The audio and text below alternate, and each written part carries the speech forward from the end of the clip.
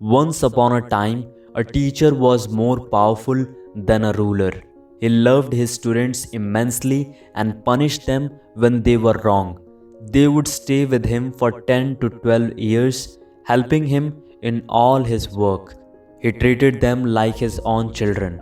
When these children grew up, they would remember the teacher and his wife and respect them throughout life. There was an unwritten rule that they had to give back to their teachers a part of their earnings later in life. The teacher felt proud of his students' progress. He never amassed wealth. His wealth was his students.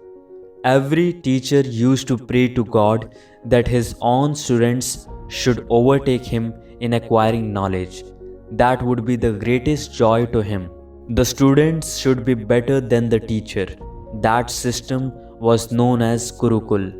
When I was young, we used to participate in district or state level competitions. For this purpose, we used to travel from our hometown to different places. Our teacher used to accompany us. We never stayed at hotels.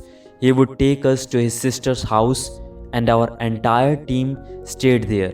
Our teacher never gained any profit from the whole exercise, but he thought of us as his own family. His sister would house and feed us without expecting anything. Now, when I look back, I feel that our system was great. There is a very nice story of how students once held their teachers in great esteem. A mighty emperor was asked, "You are a powerful emperor with so much of wealth, a vast kingdom, and a mighty army. Your teacher is poor and does not own even a piece of land. But still, when you meet him, why do you bow down and touch his dusty feet? Why do you sit below him and listen so earnestly? Why don't you summon him to the court?" The emperor smiled and said, "What a fool you are! My teacher is one of the richest men. The land that you talk about can be gained or lost in a war. The might of an emperor lasts only as long as he is young and healthy. The money he has can be spent, looted, or destroyed. In no way is an emperor a great man. Look at the teacher. He has knowledge, and every year he gives it to his students. The more he gives, the more he prospers. Nobody can loot his wisdom or his knowledge. No one can take it away by force or violence. He flourishes every year with more and more knowledge. Is he not a great man? All his students are like his own children, and when children prosper, is not the father a wealthy man?"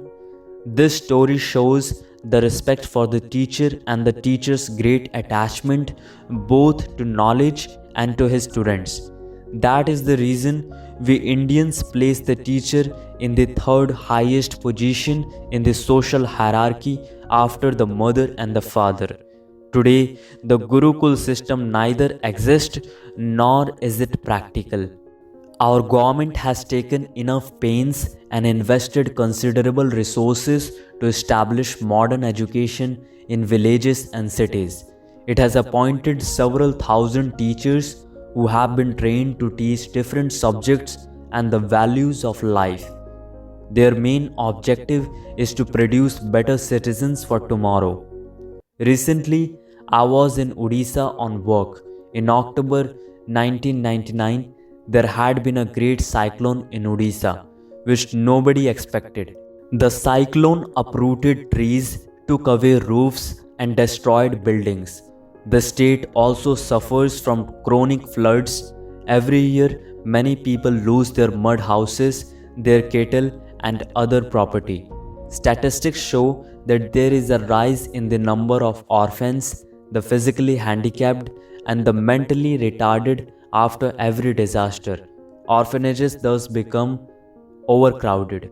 Many a time, parents simply abandon their physically handicapped and mentally retarded children. They consider them an additional burden in their poverty. Due to waterborne diseases in the aftermath of natural disasters, government hospital wards fill up with 3 times more patients than they can handle. Doctors, NGOs, and government officials work hard, but the disasters are often too much to handle. No government can repair schools every year. It is a Herculean task. So, our foundation decided that some of the schools we planned to build near a river should be built at an elevation so that they could also act as a shelter during floods. We involved school teachers in this work and they were very proud to help us because, after all, it was their school. The system worked well with us because of the teachers' participation. I went to inaugurate one of the shelter cum school complexes in an interior part of Odisha. It was early in the morning. The whole atmosphere was quite festive. The teacher who had helped us to build the school had been transferred to a neighboring village, but he still came for the occasion. Before the inauguration, I felt like talking to the students. When I went to one of the classes, I was surprised to see that the classroom was very crowded with students.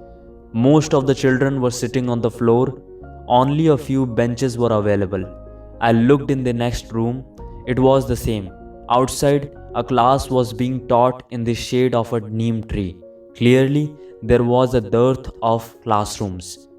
I was there a little earlier than scheduled. The new principal of the school came and met me with apologies. She was a middle-aged woman but looked quite fit. She appeared very strict, but looks are often deceptive. She said that she was very busy with the day's function. While talking to her, I saw another structure in one corner of the compound. In front of that building, a sari and a few other wet clothes had been hung out to dry. Having been a teacher, I know that we tend to talk a lot, so I cut her short. Pointing to the sari, I asked who was staying in that building. She was taken aback and fumbled. Oh, that building is a relief shelter. Why is there a relief shelter in the school premises? Just like yours, when there is a natural calamity, it serves as a shelter. Otherwise, it is a school. What is the natural calamity now? There was a cyclone, but that was 2 years back. Are people still staying here? She changed her tone and said, no, but people affected by the floods are staying there. That was also not true because the floods had receded by that time. The headmistress insisted that we should not waste any more time on this matter because it was getting late for the inauguration. But I was adamant to know who was staying there. She was helpless and accompanied me. It was a good building with several benches inside that had been arranged as a cot. There were utensils and trunks. Firewood was piled in a corner, indicating that someone was cooking here. Who lives here? I asked again. She was a little irritated but tried not to show it. Some Adivasis students. This is used as their hostel. Again, this was a blatant lie because this was a boys' school while the clothes were all women clothes. Besides, it didn't look like a dorm. When I expressed my opinion, the headmistress said nothing. She then told me this building is not very good. Many of our teachers are very poor and they have to come from a great distance. So I have given them a place to stay temporarily. I didn't believe her. The teachers are paid well and also get a house rent allowance. Why would they stay in the school premises? I could hear a murmur behind me. Young children with eyes wide open were looking at me. Children are the best spokespersons. They tell the truth and won't lie to please anybody. So I called a young boy and asked, Beta, who is staying there? The boy pointed his finger at the headmistress. She bowed her head in shame. I went to her and said, why did you lie to me? That too 4 times, giving 4 different reasons. If you lie, the children learn from you and do the same. You should be a model to them. You should lead by example. You are a woman, and the essential quality of a woman is compassion. When your students are crowded like animals in the classroom, how can you convert their classroom into your house? It is their building.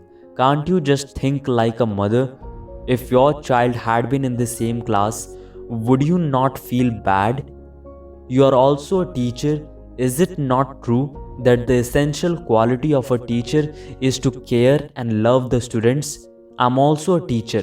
We should worry about our students' benefit, not ours. This is not a business house.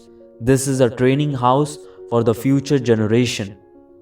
How could you use their place to save your house rent? Just because these children cannot speak out against this injustice? How can you tolerate their suffering? No government official comes to this God forsaken place and checks. When these children grow up, how will they remember you? Is this not the land of great teachers? There was no reply.